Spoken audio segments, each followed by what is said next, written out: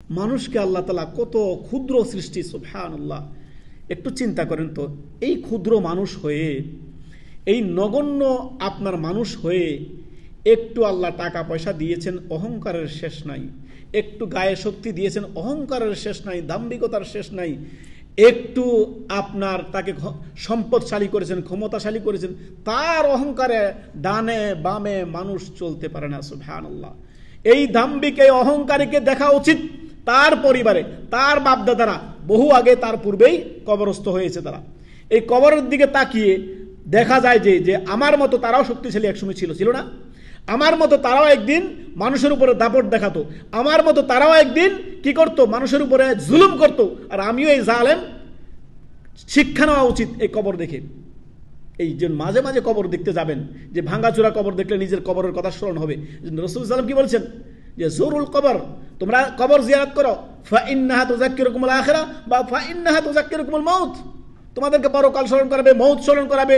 যে আমিও যত দাপটদার হই না কেন, যত শক্তিশালী হই না কেন, যত ক্ষমতাধর হই না কেন, যত টাকা পয়সাওয়ালা হই না কেন, নিঃস্ব হয়ে বিনা কোনো টাকা পয়সা ধন দৌলত ছাড়া সবকিছু দুনিয়াতে ছেড়ে গিয়ে এদের তার দলে সামিল হতে হবে। এই অল্প কয়েকদিন পরে এই মৃত্যু যাওয়ার খেলাটা কি আগে আর পরে। বাস, আপনার বাবা আগে চলে গেছে, আপনার দাদা আগে চলে গেছে, তার সিরিয়ালে আপনি আছেন। চিন্তা করেন না যে আপনার সারা জীবন আল্লাহ আপনি অমর হবেন, মোটেও না, মোটেও না। একবারে ক্ষণিকের সময়ের জন্য আপনি দুনিয়াতে আসছেন। সৎকর্ম যদি না করেন তাহলে মৃত্যুর সময় বলবেন রব্বির জীবন আল্লাহ ফিরিয়ে দেন, রব্বির জীবন আল্লাহ ফিরিয়ে দেন। কি জন্য? আপনার সামনে, আপনার পরিবারে বা আপনার গ্রামে, আপনার এলাকায়, আপনার মহল্লায় বহু জানাজা আপনার সামনে দিয়ে যায় নাই, বহু মানুষকে আপনি দাফন করে আসেন নাই। তো আপনার আমারও একটা দিন এই ব্যক্তি যা জানাজা যাচ্ছে তার মতো করে একদিন আমাকেও আপনাকেও নিয়ে যাওয়া হবে, আমিও আপনিও একদিন কবরবাসী হব। এই যাওয়ার খেলাটা আগে আর পরে, সিরিয়ালটা শুধু আগে আর পরে, বাস। তো সর্বদাই মরণকে স্মরণ রাখবেন।